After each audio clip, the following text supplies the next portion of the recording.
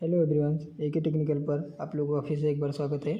हम आपको परसेंटेज का पार्ट 5 पढ़ाने जा रहे हैं। पार्ट 4 हमने पढ़ा चुके हैं, जिसमें हम बेसिक्स और सवाल भी बता चुके हैं। आज हम क्वेश्चन नंबर 29 से पढ़ाना स्टार्ट करेंगे। क्वेश्चन नंबर 29 कह रहा है, किसी व्यक्ति द्वारा अपनी आय का 10% शिक्षा पर और 20% भोजन पर, 40% कपड़ों पर खर्च करता है। ठीक है, यदि उसकी बचत 2700 है तो कुल आय कितनी होगी। तो यहाँ पर कितना परसेंट खर्च कर रहा है, 10% शिक्षा पर, 20% भोजन पर और 40% कपड़ों पर खर्च कर रहा है। तो टोटल खर्च हम निकालेंगे, मतलब कुल खर्च हम निकालेंगे। इंग्लिश में बोलते टोटल कॉस्ट। तो टोटल कॉस्ट मतलब इन टोटल कम, मतलब यहाँ पर हम लिखेंगे 10 + 20 + 40। टोटल हमारा 70% ये खर्च हो रहा है। अब बचत हम लिखेंगे, तो बचत कितना है, 100 में से हम 70 को घटा देंगे तो यहाँ से 30% हमारा क्या आ रहा है, बचत आ रहा है। तो बचत हम निकालेंगे, बचत 30% है। 30% का हमें कितना दिया, 2700 दिया गया है। कितना है टोटल इसकी खर्च, तो 2700, तो 1% का कितना होगा, 2700/30। तो 1 0 से 1 0 कट जाएगा, 3 9 27 मतलब 90 आ जाएगा। 90 आपका आ जाएगा। तो 90 आ जाएगा तो 100% का कितना होगा, तो 100% का हम निकालेंगे। तो 100% का आप करेंगे 90 × 100, तो यहाँ पर 3 0 हो जाएगा, तो मतलब 9000 आपका जो हो रहा है, 9000 रुपये क्या कर रहा है, यही हमारा आंसर आता है। लेकिन यहाँ पर हम ऐसे लिख देंगे, क्या कह रहा है, कुल आय कितनी है, तो यहाँ पर लिखेंगे कुल आय आपकी कितना है, 9000 है। कुल आपकी 9000 आय है, ही हमारा आंसर होता है। अब चलते हैं क्वेश्चन नंबर 30 की तरफ, जो कह रहा है, किसी चुनाव में जीतने वाले उम्मीदवार को 60% वोट मिले तथा वह 1800 वोट से जीता गया, तो चुनाव में कुल कितने वोट पड़ी। मतलब कह रहा है, किसी चुनाव में जीतने वाले उम्मीदवार को 60% का वोट मिला तथा वह 1800 वोट से जीत गया, तो चुनाव में कुल कितने वोट पड़े। तो यहाँ पर सॉल्यूशन करेंगे हम, और यहाँ पर चुनाव के बारे में लिखेंगे। तो एक तरफ लिखेंगे जीत, एक तरफ लिखेंगे हार।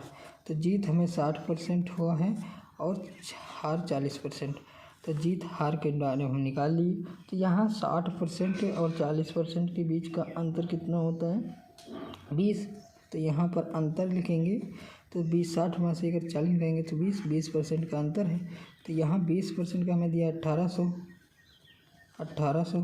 तो 1% का कितना होगा, 1% का हो जाएगा 1800 बटे में कितना, 20। 1 0 0 कट जाएगा, तो 9 दूनी 18, तो 90 आ जाएगा आपका। 90 वोट आ जाएगा।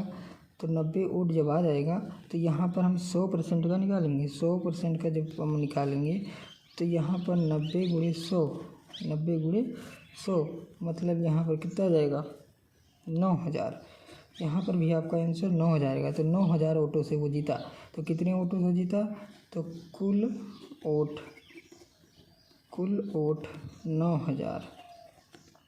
9000, यही आपका आंसर। तो कितने वोटों से जीता, 9000 वोटों से जीता। तो कुल वोट कितने पड़े थे, 9000। ठीक है, तो यहाँ पर अब हम चलते हैं दूसरे क्वेश्चन 31 के नंबर की तरफ।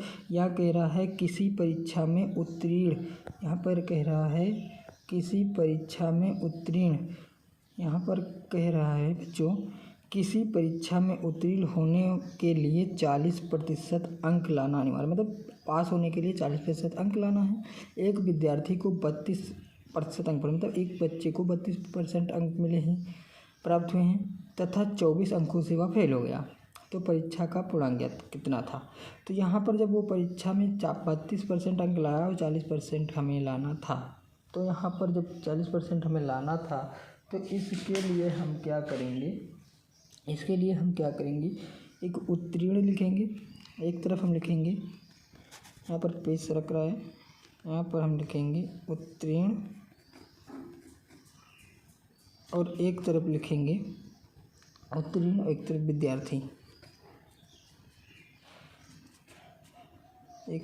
विद्यार्थी, एक तरफ विद्यार्थी लिखेंगे। तो यहाँ पर उत्तीर्ण और विद्यार्थी हम लिख चुके हैं। तो उत्तीर्ण होने के लिए कितना चाहिए, 40% चाहिए। और लड़के ने विद्यार्थी कितना लाया, 32% लाया है। तो 32% लाया है, तो 32% लाया है। तो यहाँ पर अंतर कितने का हो रहा है, यहाँ पर अंतर हम देखेंगे कितने का हो रहा है। अंतर आपका 8% का हो रहा है। कितना, 8% का। तो 8% का अंतर हो रहा है।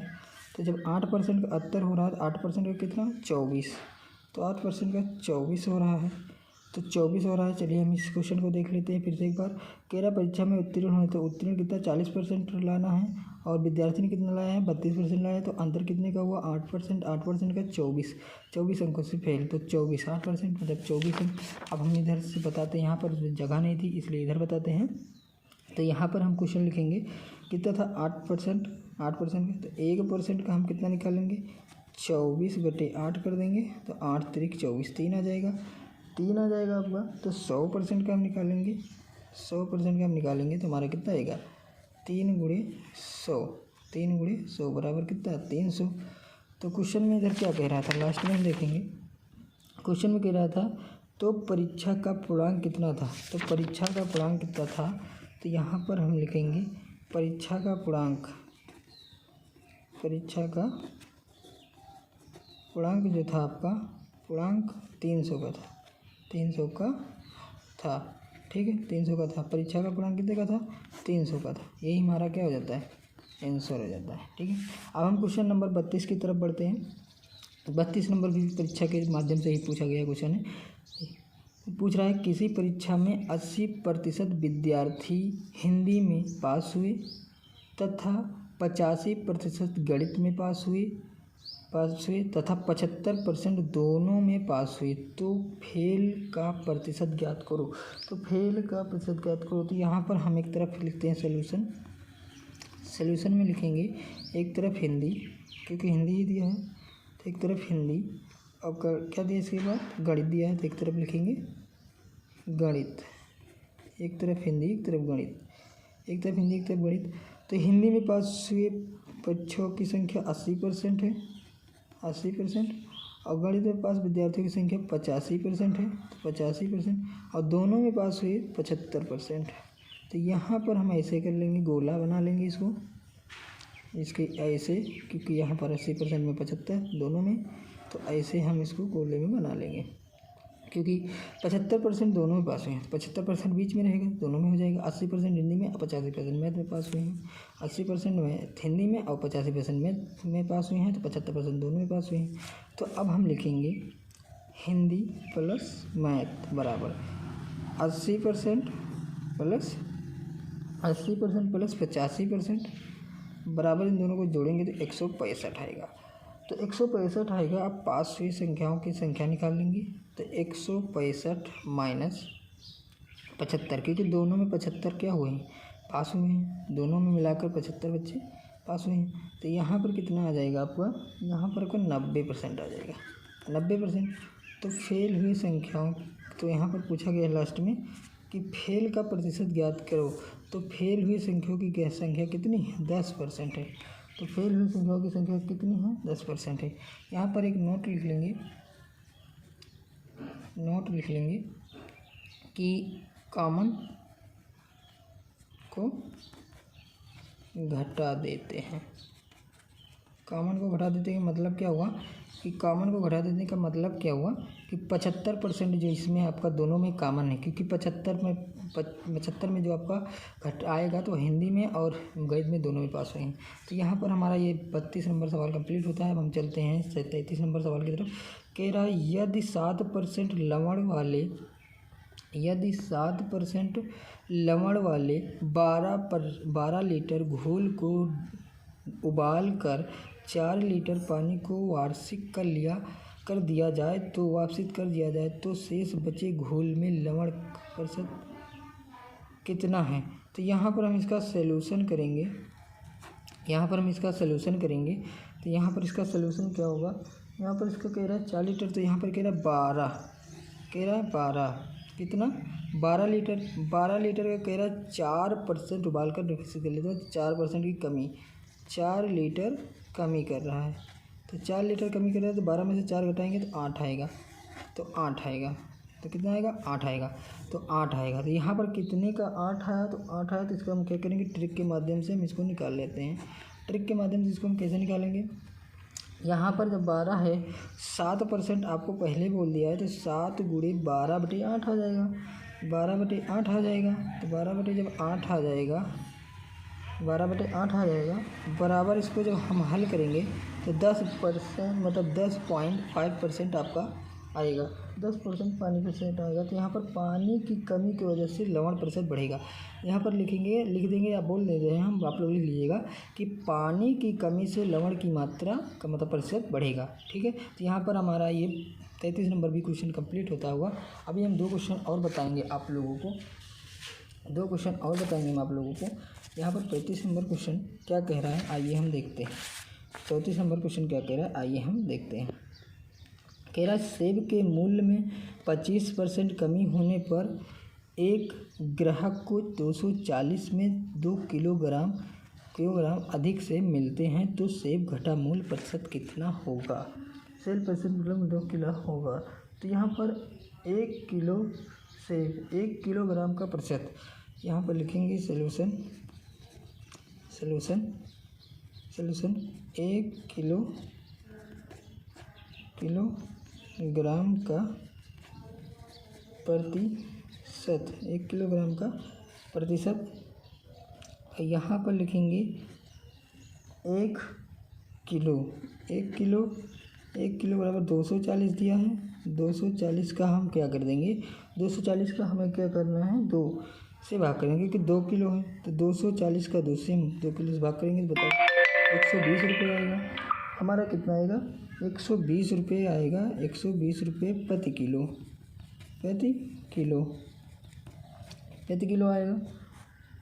आएगा। तो यहाँ पर 120 किलो प्रति किलो आएगा। तो इसके वर्तमान भाव निकालेंगे। वर्तमान भाव निकालने के लिए हम क्या करेंगे? वर्तमान भाव में 120 का 25% निकालेंगे। 120 का 25% निकालेंगे। 125 का आगे 25% दिया गया, तो 120 हम निकाल लिए हैं रुपये में प्रति। तो यहाँ पर 25% 120 का निकालेंगे। तो 25% 120 का निकालें तो 120 गुणे 25/100 बराबर आपका कितना आ जाएगा? 30 रुपये। 0 से 0 कट जाएगा, तो यहाँ से 12 से काट देंगे, तो यहाँ पर आ जाएगा 30 रुपये। 30 रुपये आपका क्या आएगा? प्रति घटा हुआ मूल्य देखेंगे, घटा हुआ मूल्य प्रति 30 रुपये प्रति किलो 30 रुपये पड़ेगा। ठीक है। अब हम लास्ट क्वेश्चन की तरफ चलते हैं, जो दिया गया है 35 नंबर। एक परीक्षा में 42% अभ्यर्थी गणित में पास तथा 52% अभ्यर्थी अंग्रेजी में अनुत्तीर्ण हुए। मतलब कहने का मतलब एक परीक्षा में 42% अभ्यर्थी गणित में तथा 52% अभ्यर्थी अंग्रेजी में अनुत्तीर्ण हुए। यदि 17% अभ्यर्थी दोनों विषयों में अनुत्तीर्ण हुए, तो दोनों विषयों में 6,900 अभ्यर्थी उत्तीर्ण हुए हों, तो कुल अभ्यर्थियों की संख्या होगी। SSC 2009 में पूछा गया क्वेश्चन है। तो यहाँ पर हम इसको कैसे लगाएंगे? कह रहा है सॉल्यूशन हम दे देते हैं। यहाँ पर आपको 42% आपको कह रहा है कि अभ्यर्थी गणित में पास हुए हैं और 52% अंग्रेजी में फेल हुए हैं। तो 52% अंग्रेजी और यहाँ पर 17% आपका कह रहा है दोनों में फेल हुए हैं। तो यहाँ से हम ऐसे गोला बना लेंगे और इधर भी एक गोला बना लेंगे। ये आपका मैथ है, ये आपका इंग्लिश है, और ये आपका मैथ है। ठीक है। तो यहाँ पर मैथ इंग्लिश हो गया। अब इसमें हम क्या करेंगे? फेल होने की संख्या निकाल लेंगे। पहले फेल होने की संख्या यहाँ पर 42 + 52 को हम जोड़ लेंगे, -70 घटा देंगे, तो यहाँ पर आ जाएगा 94 - 17। तो यहाँ पर आपका 77% आएगा। 42 + 52 - 17 बराबर 94 - 17 बराबर 77% आएगा। 77% जब आपका आ गया, तो यहाँ पर हम पास हुए व्यक्तियों की संख्या 77, पास हुए व्यक्तियों की संख्या यहाँ पर कितनी दी गई है? मतलब यहाँ पर आ जाएगा 23%, क्योंकि 77 में से अगर हम 100 में से 77 घटाएंगे तो आएगा 23। 100 में से अगर 77 घटाएंगे 23% पास हुए विद्यार्थियों की संख्या आ जाएगी। तो 23% विद्यार्थियों की संख्या बराबर कितना 6,900। 6,900 तो 1% विद्यार्थियों की संख्या कितनी होगी 6,900 बटे में कितना 6,900 बटे में कितना 23। तो यहाँ पर 23 को अगर भाग दे तो 3 बार जाएगा तो 0 दो डबल जीरो हो डबल जीरो यहाँ आ जाएगा और 3 से कट जाएगा। 3 से कट जाएगा तो 100% का अगर हम निकालें 100% का निकालें तो 300 गुणे 100 मतलब ये हो जाएगा 30,000। 30,000 हो जाएगा। 30,000 मतलब कह रहा है कुल अभ्यर्थियों की संख्या होगी। कुल अभ्यर्थी 30,000 है। कुल अभ्यर्थी कितने हैं 30,000। अभ्यर्थियों की संख्या बराबर 30,000। कुल अभ्यर्थियों की संख्या बराबर 30,000। ये आपका आंसर आ जाएगा। यही लास्ट क्वेश्चन था हमारा। आप लोगों को अगर क्वेश्चन अच्छे लगे हों और वीडियोस अच्छी लगी हों तो लाइक करें और सब्सक्राइब करें वीडियो को, और कमेंट में ज़रूर बताएं कि कैसी लगी वीडियो, और लाइक ज़रूर करके जाएं।